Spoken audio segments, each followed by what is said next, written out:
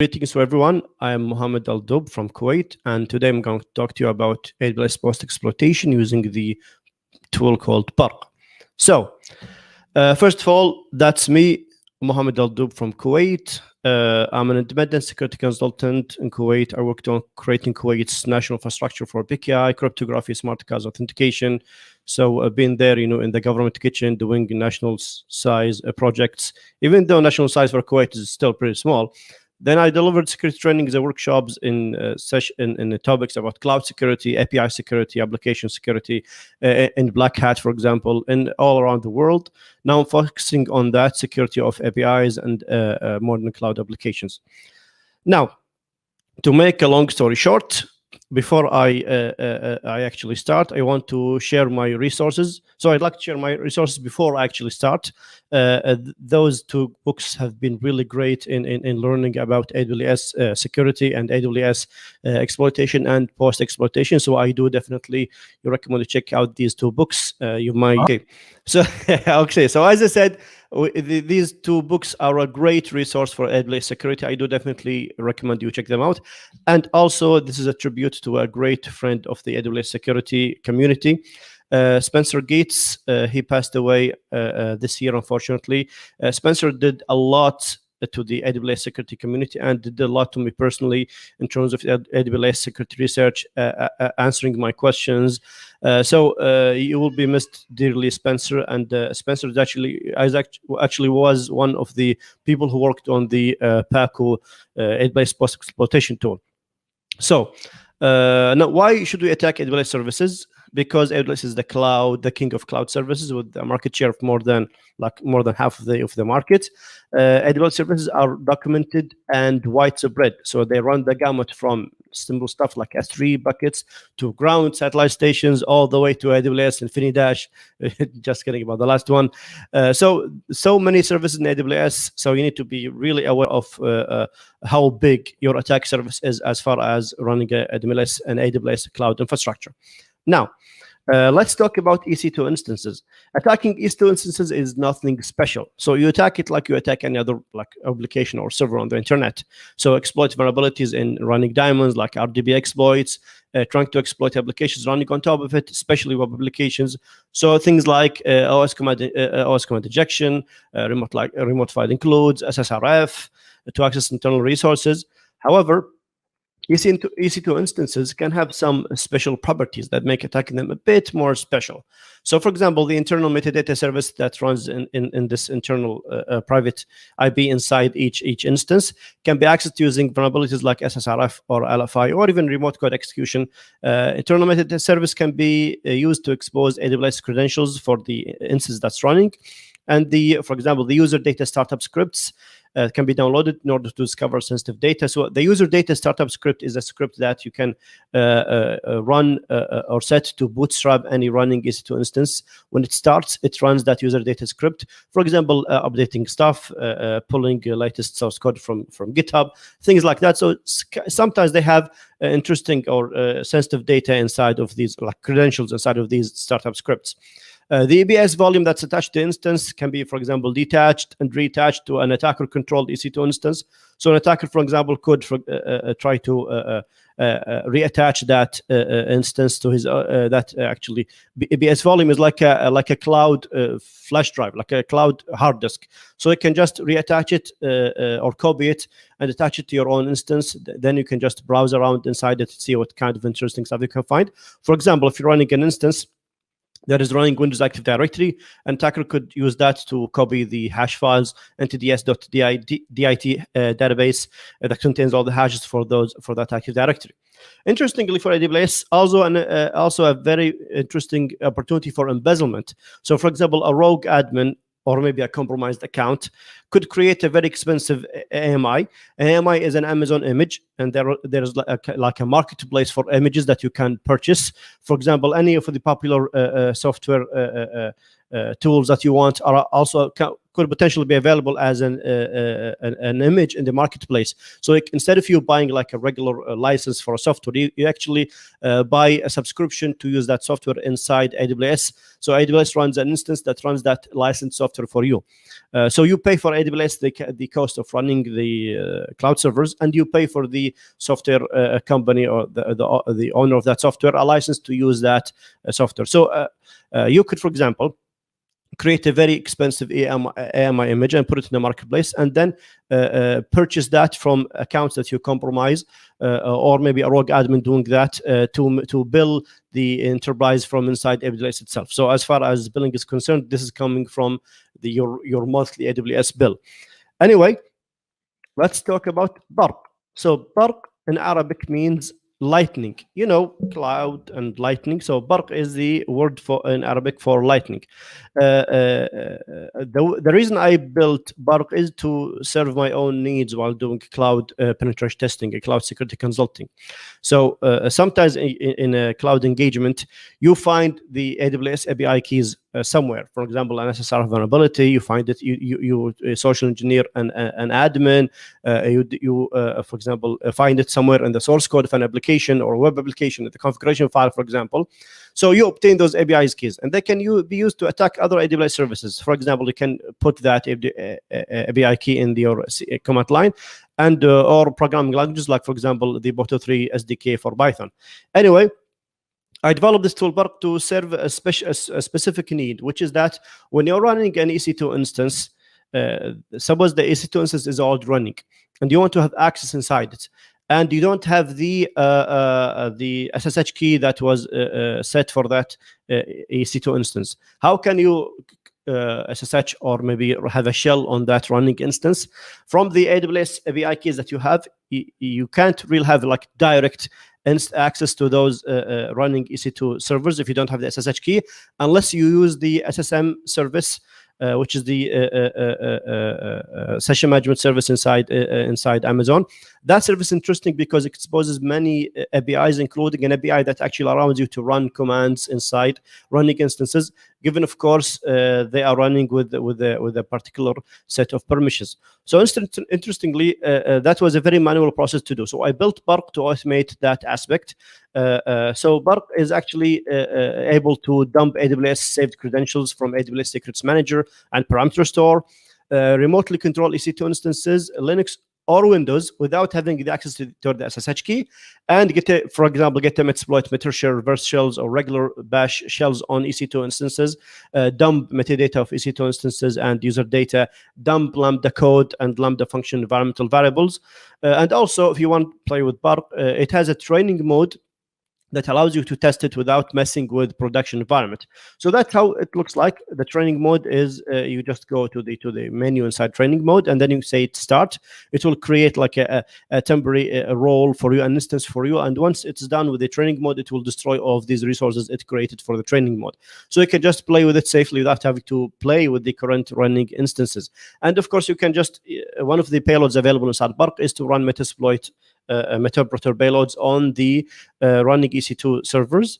So once, for example, we're going to show this one actually a live demo, and also can dump AWS password secrets and parameters from the parameter store and the AWS Secrets Manager, which usually contains database passwords, keys, and interesting stuff like that. When you start running Barq, you say AWS attack surface to check what kind of stuff you have, Lambda functions, EC2 instances, security groups, and then you see details about these. Then you can launch further demos on them. Now I'm going to show you the demo for Barq. So let me show you my my Kali terminal. Hopefully that's very clear. So I'm going to say to run Barq. Now Barq, we can run Barq with different options. So I'm going to show you the option, the help options for Barq. Of course, you know all the ASCII art needed stuff. So you can run it with a profile that you currently are already configured in your terminal, or you can set a certain key ID to supply the key and the secret. And the session token, for example, if you got the credentials from an SSRF vulnerability on an EC2 instance. Now I'm going to run Barq.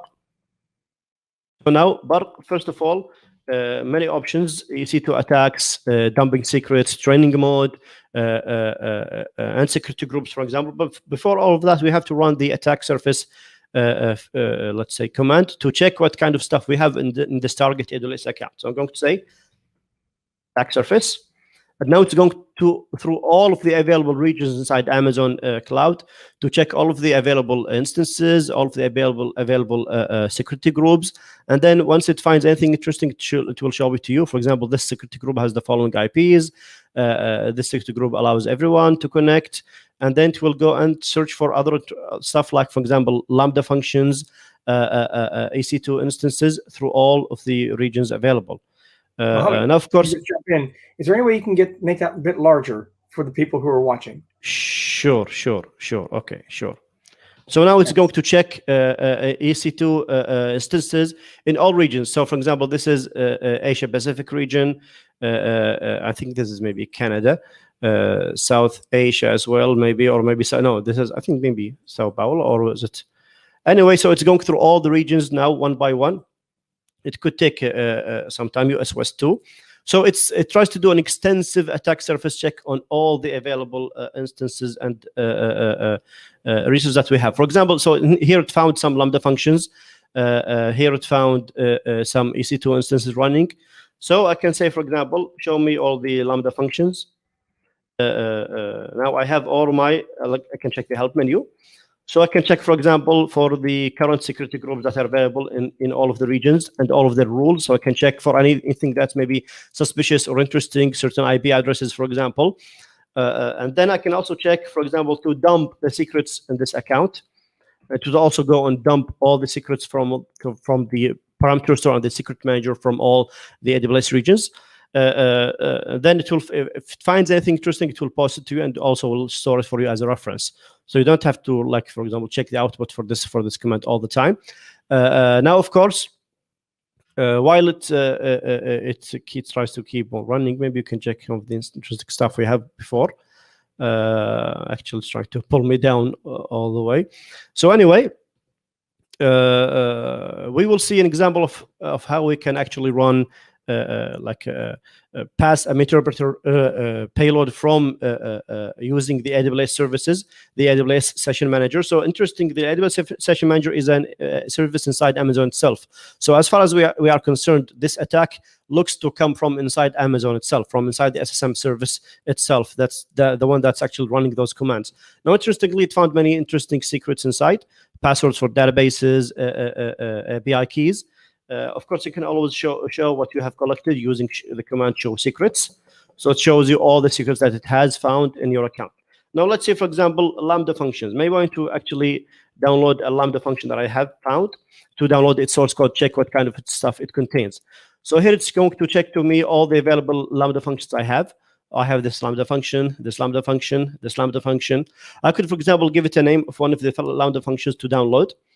I'm going to say download this function to me. And then it's going to show me an address, a URL that I can actually use to download stuff. So if I go, for example, and download this URL, it's going to download the function for me. I can just open it, try to open what kind of details it has inside of it. So, for example, this is the actual Lambda code itself that's running in this Lambda function. So I can check the source code for anything interesting or maybe vulnerabilities, so I can try to exploit them. Now, interestingly, going back to what we had in our Barq tool, let's now do the EC2 attacks. So I'm going to list all the instances I found, and I'm going to run one of the EC2 attacks against all these instances. So I could, for example, target all the instances I have, or maybe just one of them. So I'm going to use option 2. And then I can just post or maybe tab complete the instance that I want to target based on its ID.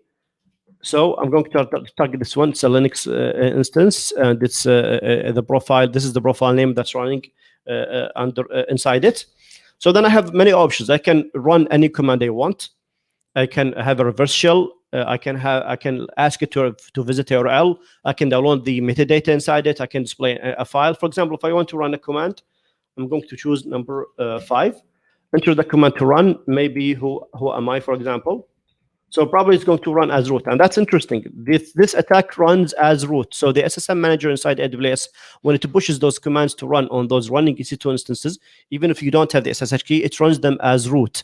So that's an extra privilege for you. So and the output is root. Now let's run another attack. See if we can get a interpreter shell against that running instance. So I'm going to choose its ID. I'm going to choose the number 4 for the Metasploit. Now it says, give me the remote IP you want to connect back to. So I'm going to give it the internal IP for my Kali machine, and then I'm going to use the port. And then it wants to ask what kind of payload do you want to run. So I'm going to choose payload number 1. So it says if you want, you can just paste this command in your Kali server. But I have already my listener running. My listener is already ready to me, waiting for it, and that's the command that's being sent. That's the command that's being sent to the instance. So it's a Python command to actually exploit this. Now it should be running. We should have a session in a short while. Okay, so now I'm praying that it all works. Sessions. Okay, and we have a session. Okay, so let's check this session. Sessions-i, and then session number 1. And then we can see that we already have a session inside. So I can, for example, maybe run some commands like ps to check all of the processes running on that EC2 on that server. So we can see, for example, our command that actually run the payload is the SSM manager that's running. So now it's of course it timed out here because this command is taking a long time to return because it's captured the session already. But otherwise, it's just going normal. So for example, I can just see the help menu on my Meterpreter shell, and I can, for example, get a shell inside. So now I have a shell inside the server. Who am I? I'm root. Maybe ifconfig to check if I'm running actually inside an EC2 server. So interestingly, that's my EC2 image that's running. For example, I can maybe backdoor curl against the metadata internal service, which we discussed before. See if we can ask this one. It responds to us, and yes, it does respond. So this is obviously an EC2 server that's actually running for us. Now, I can run other types of attacks. For example, I can try to download the metadata inside it, for example, or maybe ask it to run any command I want, or a regular reverse shell. So maybe display file to display the TCP password file.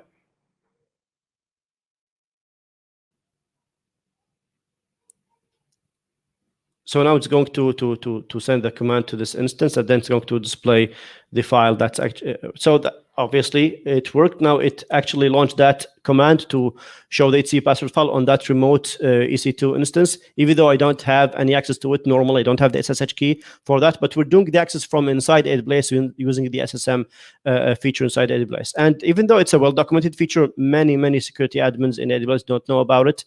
So unless you actually know what you're looking for, this command will look like as if it was coming from inside AWS. So it's not coming from outside. So maybe people might not find it, might not look for it properly in their logging systems. So that's something to care about if you're running any cloud, let's say, environment. Now, if I were to run this against like a bunch of EC2 instances, all of them, maybe I have like 10 EC2 instances, I can just choose number 1. It will say, do you want to do this on all instances? Yes, I want. What kind of thing do you want to do? I'm going to actually run the command, which is, for example, cat etc password. Now it's going to run it on all targets. It's going to give me a command for Linux instances and for Windows because they could be different. For Windows, I'm going to say, for example, who am I? And then it says now it's going to launch the attack on all of them. If you want to check the results of those attacks on all of these instances, maybe 10 or 20 instances, you can check the command results option. So I'm going to say command Mohammed? Results. Yes. Sorry, I'm continuously interrupting you. Apologies. It's now at 39 minutes past. So just to give you a heads up. So you have about 5 minutes to go, about 4 or 5 minutes to go. Excellent. Yes, excellent. So now if I check the command result option, it's going to say command ID, and then for this particular instance, the command result is success, and then it's going to give me the command output. So whatever commands I can run on all of the instances that I have, it will go and run that command on all of these instances, and then it's going to report to me the output for that command. So obviously, Barq can help you launching attacks against many instances at the same time or one particular instance that you want. And the attacks are very, let's say, customized. You can use some of the ready ones, or you can just run any command that you want by yourself. So in a nutshell, that's what Barq is. I can also show you the training mode, but it's going to take a few minutes. So otherwise, those are the available features inside Lambda inside Barq so far.